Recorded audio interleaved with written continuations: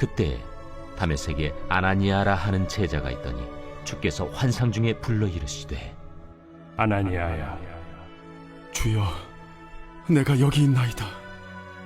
일어나 집가라 하는 거리로 가서 유다의 집에서 다소 사람 사울이라 하는 사람을 찾으라.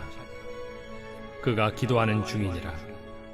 그가 아나니아라 하는 사람이 들어와서 자기에게 안수하여 다시 보게 하는 것을 보았느니라.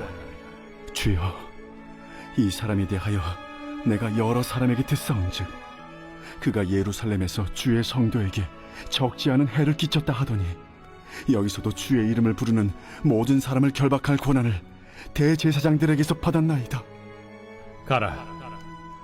이 사람은 내 이름을 이방인과 임금들과 이스라엘 자손들에게 전하기 위하여 택한 나의 그릇이라. 그가 내 이름을 위하여 얼마나 고난을 받아야 할 것을 내가 그에게 보이리라.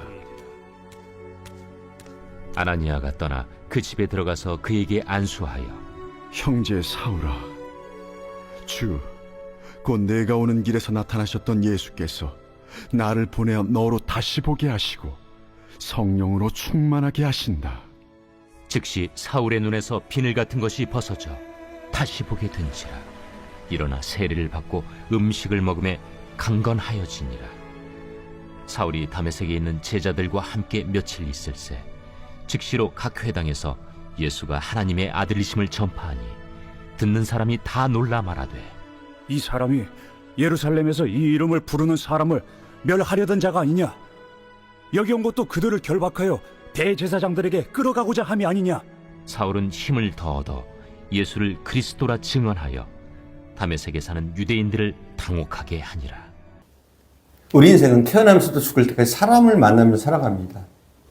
그리고 이 만남은 너무나 중요합니다. 우리가 어떤 사람을 만나느냐, 누구를 만나느냐에 따라서 우리의 인생은 좌우되기도 합니다.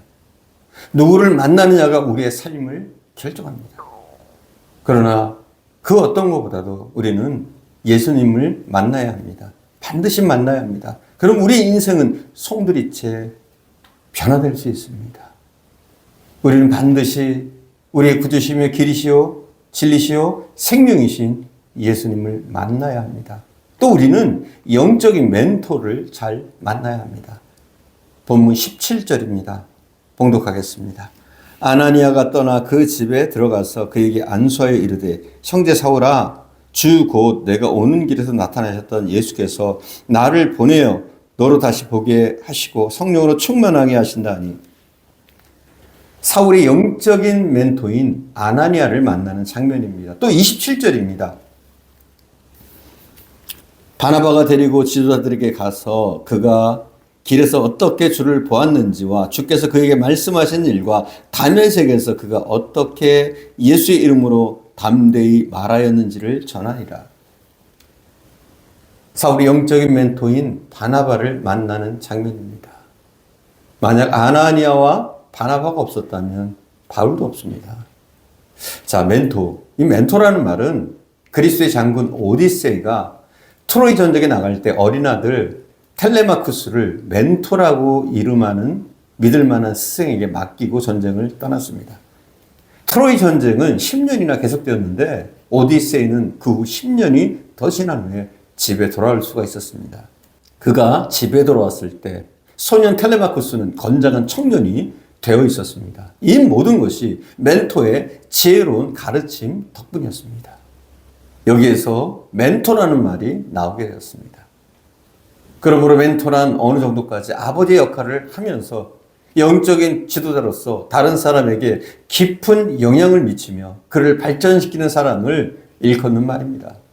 사울이 구원받고 하나님의 큰 일꾼인 사도 바울이 되기까지 사도 바울을 도와준 사람들이 있었습니다. 아나니아와 바나바라는 영적인 지도자를 만났습니다. 아나니아와 바나바는 어떤 사람입니까? 아나니아는 주님의 인도를 받는 제자였고 주님의 말씀에 순종하는 제자였습니다. 바나바는 모든 것을 하나님께 바치고 주님을 따르는 헌신된 제자였습니다. 만약 사울이 아나니아와 바나바를 만나지 못했다면 그는 예수님을 만났다고 하더라도 그냥 평범한 사람으로밖에 살 수 없었을지도 모릅니다. 오히려 예수 믿는 사람들에게조차 자신의 과거의 행적 때문에 배척당하며 따돌림 당하며 살았을 수도 있습니다. 그러나 이러한 영적인 멘토가 훌륭하게 그를 도왔기 때문에 바울은 우리가 잘 아는 훌륭한 전도자가 될 수 있었습니다. 영적인 멘토를 잘 만난 사도 바울은 온 세상을 다니면서 주님의 복음을 전하고 선교하는 위대한 사도가 되었습니다. 사도 바울은 그의 그 경험을 살려서 실라와 디모데, 누가, 브루스길라와 아골라 부부 등 수많은 제자들을 길러냈습니다. 이들의 영적인 멘토가 되어서 이들을 잘 이끌어 주었습니다. 다윗이 역대 왕들과는 다른 중요한 특징이 하나 있습니다. 그것은 다윗의 곁에는 항상 말씀으로 권면하고 책망하는 선지자가 있었고 그는 그들의 말을 들었습니다. 왕으로 세움을 입었을 때는 사무엘 선지자가 다윗의 곁에 있었고 왕으로 활동할 때는 나단 선지자와 갓 선지자가 있었습니다. 죄를 지었을 때도 선지자들의 책망을 듣고 회개하면서 영적으로 회복하게 됩니다. 우리의 삶이 의미 있는 삶이 되기 위해서는 영적인 멘토를 잘 만나야 합니다. 우리 신앙인들의 영적인 멘토는 교회 담임 목사입니다. 그래서 성도들은 목회자를 잘 만나야 합니다. 목회자를 잘 만나느냐, 못 만나느냐에 따라서 성도들의 인생이 엄청난 차이가 납니다. 믿음의 사람이 누리는 가장 큰 복 중에 하나는 좋은 교회, 좋은 영적 지도자를 만나는 것입니다. 바른 영적 지도자를 만나지 못했을 때 교회를 오래 다녀도 영적으로 갈급함이 채워지지 않는 경우도 있습니다. 또한 아무리 훌륭한 영적 지도자를 만났어도 마음의 문이 열리지 않으면 그 인생이 공고합니다. 만약 여러분이 강대상에서 전해지는 말씀에 순종할 수 없고 담임 목사에게 순종할 수 없는 분이라면 참으로 불행한 그런 분입니다. 성도들이 영적인 멘토인 담임 목사를 잘 만나는 것은 축복 중에 축복입니다. 하나님의 크신 은혜 중에 은혜입니다. 담임 목사님은 여러분의 첫 번째 멘토입니다. 또한 사모님과 셀 리더들도 영적인 멘토가 될 수 있습니다. 또 목사님께서 잘 관리하라고 맡겨주신 셀원들, 새 신자들을 신앙으로 잘 이끌어주고 관리해주고 지도해주고 세워주어 그들이 스스로 설 때까지 도와주는 영적 멘토의 역할을 셀 리더들은 잘 해야 합니다. 우리는 예수 믿지 않는 새로운 불신자들을 전도해서 우리가 주님을 만났듯이 그들과의 새로운 만남을 이어가야 합니다. 본문 20절에서 22절입니다. 제가 봉독하겠습니다. 즉시로 각 회당에서 예수가 하나님의 아들이심을 전파하니 듣는 사람이 다 놀라 말하되 이 사람이 예루살렘에서 이 이름을 부르는 사람들을 멸하던 자가 아니냐, 여기 온 것도 그들을 결박하여 대제사장에게 끌어가고자 함이 아니냐 하더라. 사울은 힘을 더 얻어 예수를 그리스도라 증거하여 다메섹에 사는 유대인들을 당혹하게 하니라. 사울이 예수 믿고 예수님을 만나고 나서 즉시 불신자들을 전도하면서 살아가는 장면이 나와 있습니다. 사도 바울은 예수님을 만난 후 영적인 멘토인 아나니아를 통해서 안 보이던 눈을 고침받고 주님께서 주신 그 사명을 받아 즉시 나가서 전도함으로써 그런 새로운 만남을 만들어갔습니다. 우리는 누군가의 전도를 받고 교회에 나왔고 교회에 와서도 누군가의 도움으로 그들의 보살핌으로 예수를 만난 사람들입니다. 그래서 이제는 나도 다른 사람들을 전도해서 그들로 하여금 예수를 만나도록 도와줘야 할 의무가 있습니다. 왜 인생이 보람이 없습니까? 왜 우리의 기도가 응답되지 않습니까? 왜 하나님의 축복을 받지 못하는 겁니까? 그 이유는 하나님께서 가장 기뻐하시는 일인 전도를 우리가 하지 않기 때문일 수도 있습니다. 우리가 하나님 앞에 열심히 일하면 축복을 받게 됩니다. 하나님 앞에 열심히 전도하고 충성하면 우리에게 여러 가지 능력이 주어집니다. 우리의 마음의 상처를 치유해 주십니다. 육신의 질병을 고쳐주시고 귀신이 떠나갑니다. 슬픔은 떠나가고 기쁨이 넘쳐납니다. 하나님은 영혼을 구원하는 자를 기뻐하시고 그런 사람에게 특별한 은혜와 상을 주십니다.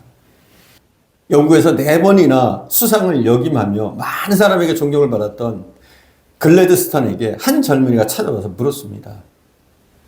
마음속 깊이 있는 이 슬픔을 어떻게 치료받을 수 있을까요? 이 고통을 어떻게 치료받을 수 있을까요? 그때 글래드스턴이 이렇게 얘기합니다. 한 가지 방법이 있습니다. 무엇입니까? 예수 믿고 구원받으십시오. 그리고 전도하십시오. 그러면 당신 마음속에 있는 슬픔을 치료받을 수 있습니다. 이렇게 말했다고 그래요. 여러분 그렇습니다. 우리가 예수 믿고 또 특별히 복음을 전하면 우리 가운데 있는 문제들이 해결되어집니다. 우리가 전도하면서 치료받을 수 있고 마음의 상처가 아물어질 수 있고 그런 역사가 우리가 전도할 때 나타나는 거예요. 전도는 상대방에게만 좋은 것이 아니라 복음을 듣고 변화받는 그에게만 좋은 것이 아니라 바로 나에게 큰 상급이 된다는 사실을 여러분 기억하시기 바랍니다. 에드워드 캠벌이라는 주일학교 선생님은 자기 반에 출석하고 있는 모든 영혼들에게 헌신적으로 복음을 전했습니다. 그러나 아주 오랫동안 열매가 보이지 않았습니다. 그는 어느 날 시골에서 갓 올라온 근처 구두방에서 일하기 시작한 소년에게 그리스도를 개인적으로 구주로 영접할 것을 강권했습니다. 그리고 그 소년이 구원받고 예수를 믿게 된 것입니다. 이 소년은 배운 것도 없었습니다. 초등학교도 제대로 나오지 못했습니다. 그러나 이 소년이 변화됐을 때 이 소년이 수백만 명을 그리스도께로 인도했던 D.L. 무디였습니다.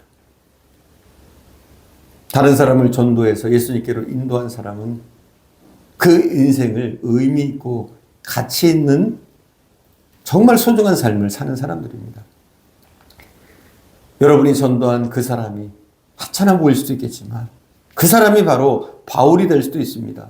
여러분이 전도한 그 사람이 전설적인 전도자 D.L. 무디가 될 수도 있습니다. 하나님 여러분 손에 죽어가는 영혼들을 맡기셨습니다. 우리는 그들을 찾아가서 복음을 전할 사명이 우리 모두에게 있는 줄 믿습니다. 기도하겠습니다. 사랑하는 주님, 우리에게 주님을 만날 수 있는 은혜를 주시고 그런 기회를 주셔서 우리가 구원의 영광에 참여하게 됨을 감사드립니다. 또한 우리에게 영적인 멘토들을 허락하심을 감사드립니다. 우리에게 목사님을 또 주시고 또한 우리에게 또 셀리더를 허락해 주시고 또 사모님의 조언을 받을 수 있도록 인도해 주심을 감사를 드립니다. 우리가 그 영적 멘토들의 그 말씀에 잘 순종할 수 있는 저희들 되어지게 하시고 우리가 받는 것으로 끝나는 것이 아니라 주님을 만나고 영적 멘토들의 지도를 받는 것으로 끝나는 것이 아니라 우리가 가서 제자 삼을 수 있는 누군가를 세울 수 있는 우리 한 사람 한 사람이 이제는 멘토로서 살아갈 수 있도록 인도해 주시기를 원합니다. 연약하지만 주의 복음을 들고 세상 가운데 서게 하시고 주의 복음을 담대히 말하면서 우리가 받았던 그 은혜들을 그들에게도 전할 수 있도록 주님 역사옵소서. 오늘도 함께 하신 주님께 감사드리며 우리 구주 예수님의 이름으로 기도드립니다. 아멘.